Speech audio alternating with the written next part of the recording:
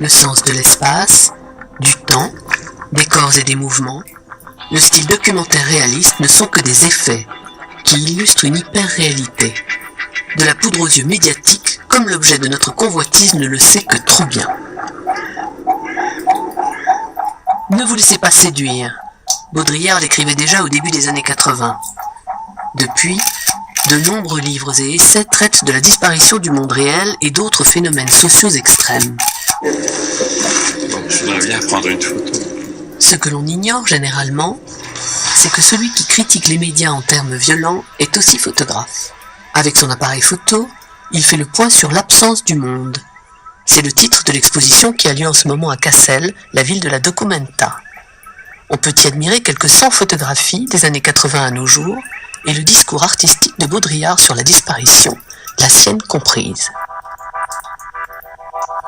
Derrière la plupart des images, quelque chose disparaît, a écrit Baudrillard, quelque chose d'unique.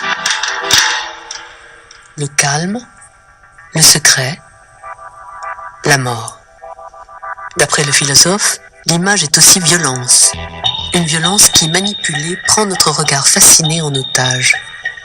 La violence des images tient à ce qu'elles font miroiter un monde où tout semble toujours actuel et maîtrisé. Bien que les images montrent tout, il n'y a pourtant plus rien à voir, dit Baudrillard. Comment pourrait-il s'imposer face à ce désert d'images ? On a éliminé l'absence. Bon. Or, les choses n'existent jamais dans cette identité totale, cette présence à elle-même. Elles sont en même temps présentes et absentes à elles-mêmes. Bon, le monde aussi, pris dans sa radicalité, il est à la fois présent et absent. Donc, étant donné que la présence est dominante, le rôle de l'image à ce moment-là, c'est plutôt d'aller vers l'absence, c'est-à-dire de donner, pas de témoigner, mais enfin de rendre compte un peu de cette absence qu'on oublie en général au profit de la pure présence, quoi. Donc l'ambivalence du monde, comme ça, l'ambivalence des objets, c'est ça qu'essaierait de rendre compte pas seulement la photographie, bien sûr, aussi le langage, mais enfin, on peut essayer aussi. Voilà, on a lutté contre une espèce de présence exagérée, de présence extravagante du monde. Un instant doit être longuement suspendu pour pouvoir mettre en évidence cette absence dont parle Baudrillard. On peut le faire en prenant une photo, par exemple. La photographie est tout simplement l'outil idéal pour faire disparaître le monde. Toutes les dimensions du monde réel sont annulées dès l'instant où un sujet est impressionné sur la pellicule. Odeur, poids, densité, espace et temps, et d'après Baudrillard jusqu'au lien sensitif avec son existence passée. En effet, comme la mort, la photographie fixe la fin du réel, et l'objet renaît avec une identité totalement nouvelle et autonome. Les choses exigent désormais leur propre théâtre qui, selon le photographe, ne saurait être ni illustratif ni informatif. C'est pourquoi il est inutile d'y rajouter des légendes. Elles sont ce qu'elles sont, des images.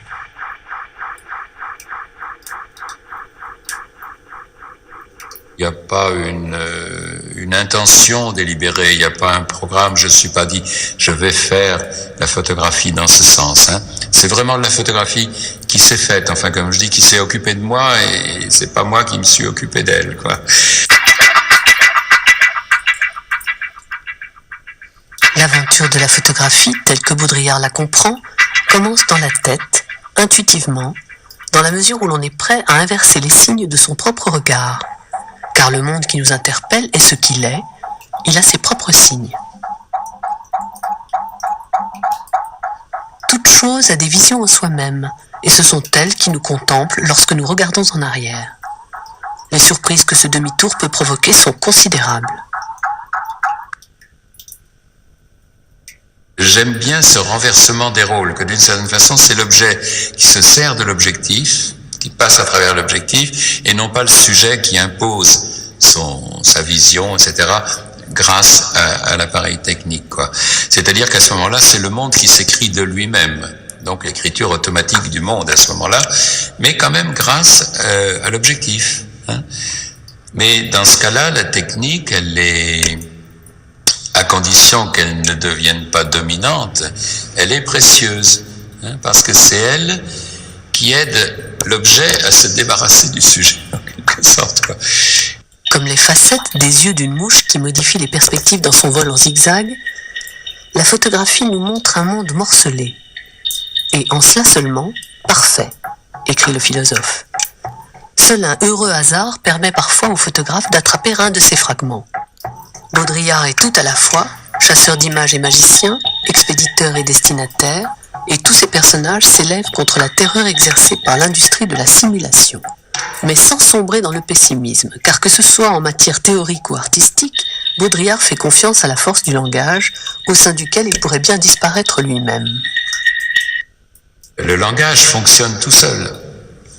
Et à ce moment-là, il fonctionne d'une façon magique. Quand on lui a enlevé le sens, hein, l'impératif du sens, de la signification, alors le langage, dans sa matérialité, se met à jouer tout seul. Et ça, là, c'est le grand jeu. Alors, peut-être il y a l'équivalent, effectivement, de cette poéticité dans le monde des images, enfin, dans le monde de la photographie aussi. Et on arriverait à une espèce de langage poétique de l'image aussi, pourquoi pas.